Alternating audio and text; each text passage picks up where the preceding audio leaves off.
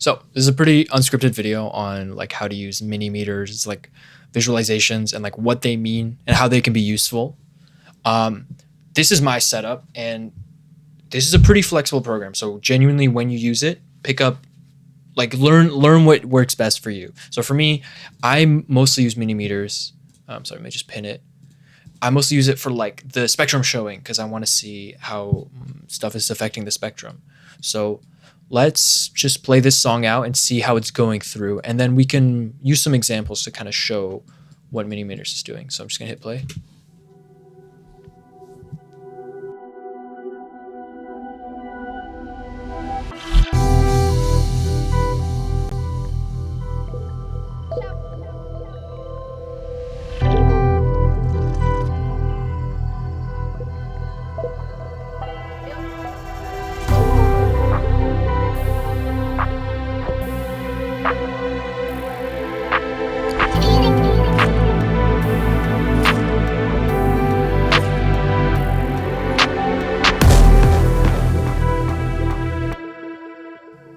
So that's kind of how I use it. I usually use the this is the, what is this called? This is the spectrum. This is the spectrogram.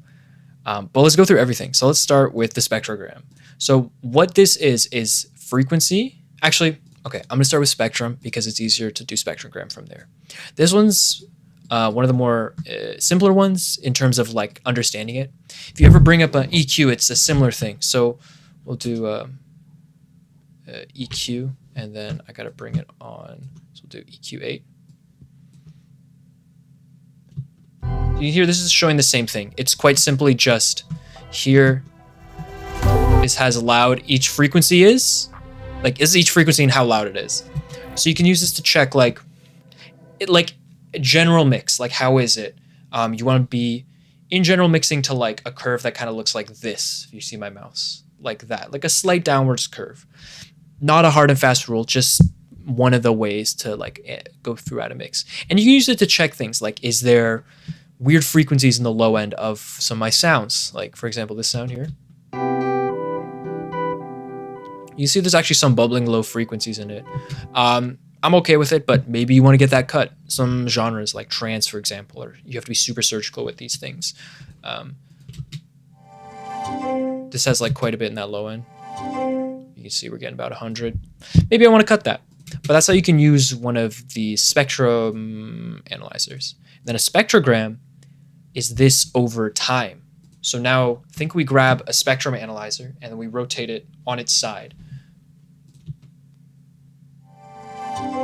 So this goes from low to high frequency, and you can see how loud it is. And you can use this more for like pitch tracking stuff. So I use it a lot to check my basses, see if they're like hitting in the right spots I want.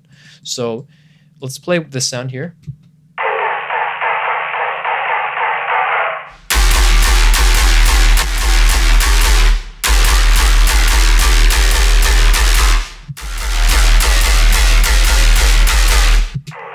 So you can see here, I'm trying to get, oh, it's moving, but I'm trying to get that bass to go down and like flatten out. And you can see if there's like weird effects and artifacts and things.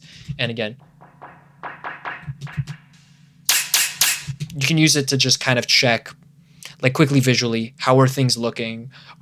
Is stuff being bad? A good thing for sub basses, again, not a hard and fast rule, but it's really good if it's pretty sustained and it's not like warping and wobbling too much, because then it'll sound kind of weird, especially on low end speakers. It'll have this weird like pulsing effect.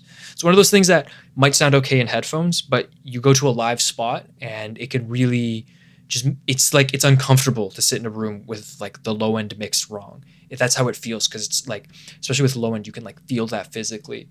So yeah, that's the spectrogram. Now we're gonna get on things that I don't use nearly as much. I generally just use the spectrum and spectrogram, but we'll check them out.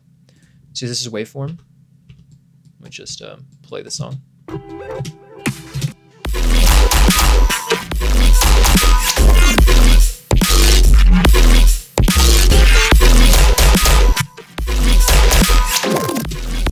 So this is kind of what you'd see when you're DJing, actually. It's just an overtime representation of the song, so you can really easily see like dynamics, like how loud versus how quiet it gets.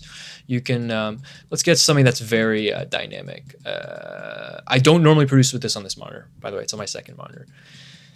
So something like, I don't know. You can just kind of see volume over time. That's like a good way to check it. And if you don't know what dynamics is, it's the concept of like loud versus quiet. So something that's constantly loud or constantly quiet doesn't have a lot of dynamics because the volume is consistent. So dynamics is the idea of inconsistency, if that makes sense. Like a kick is super dynamic because it goes super loud to nothing. That contrast, that's dynamics. Let me see if where are my kicks? Bro, this project's the worst thing I've ever set up. Also, I can't see half of it. Let me make this a bit smaller. This is all my sidechain stuff. Okay, hold up, one sec. Because I think a kick is a good example. Yeah, so like as dynamic as you can get because it goes from 100 to 0, right? So that can be a good visual view, and it's often used when you're DJing. This is how waveforms will look. So for some people, this is already kind of how you process songs visually. So if that's you, it's a really good tool to see like visually how your song looks. Peak LUFS is just a meter. It's just how loud is it. LUFS is like a measure of loudness. It's not actually how loud it is, but it's how loud it's perceived. So if you mix just right, you can get high LUFS at the same decibels. I don't fully understand it. It's like some mathematical stuff, but it's perceived loudness. How loud does it feel versus how loud is it actually like physically?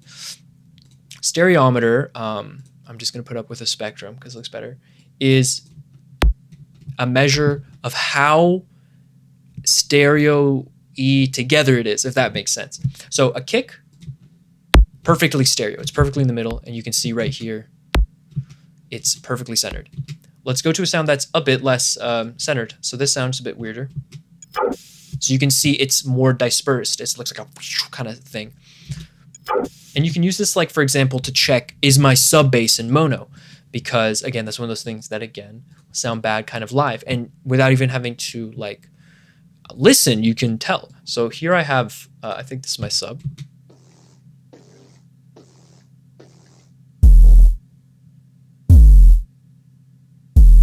So it looks pretty mono. I can tell it's not, but that's actually at the high end.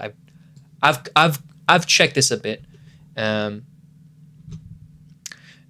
up. My friend just started playing Dota. I can't click in the bottom right corner. But if we were to do this, for example.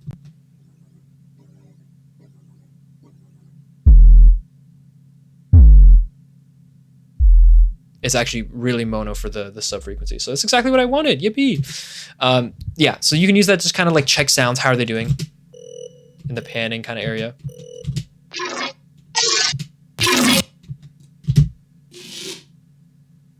And you can just check like their master again, like how does it feel?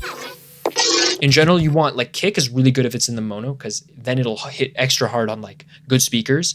And if it's not mono, you might get some phase canceling issues.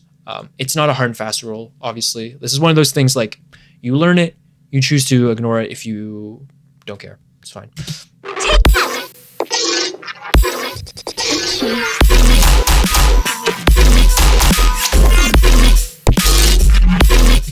But yeah, that's what that is. What else do we have? Oscilloscope, yeah.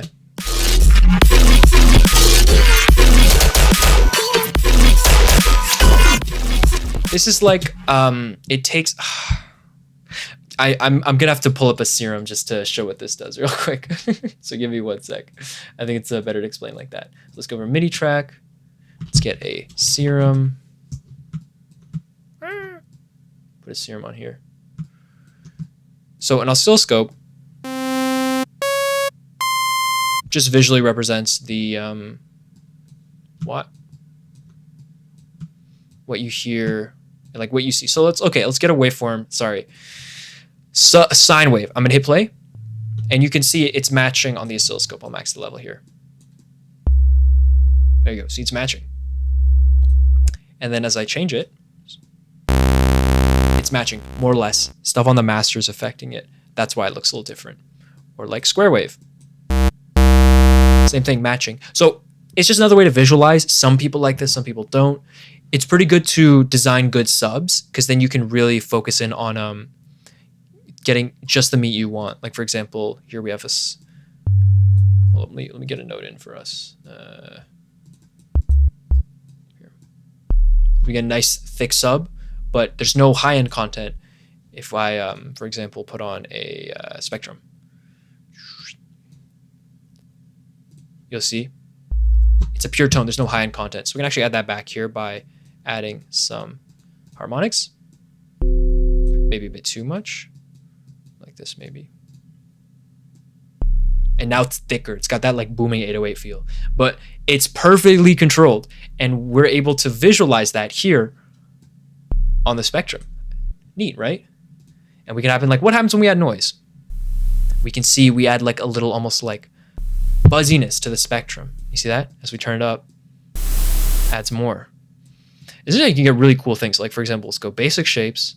Let's do a saw. And watch what happens when we distort the bejeebus out of it. It turns into a fuzzy square wave. What? Just cool stuff like that. But yeah, to kind of wrap this up, the best way to go about using Minimeters is like listen to music with it on and kind of start correlating what you see with what you hear. And then eventually, if you're going for certain things, you can work towards it, not just audibly through your ears, but also visually. Like if you want to recreate a sound, you can look at it and you can hear it. And now you have two tools to reference against, right? So yeah, $10. I think it's super worth it as a plugin. Plus it's Direct, actually, the Monster Cat artist. He makes great music. It's a great way to support him. It's a good plugin. Not much else to say. If this helped, smash that mother flippin' like button. If it didn't help, comment down below so that I still get engagement. That's all. Cheers, guys.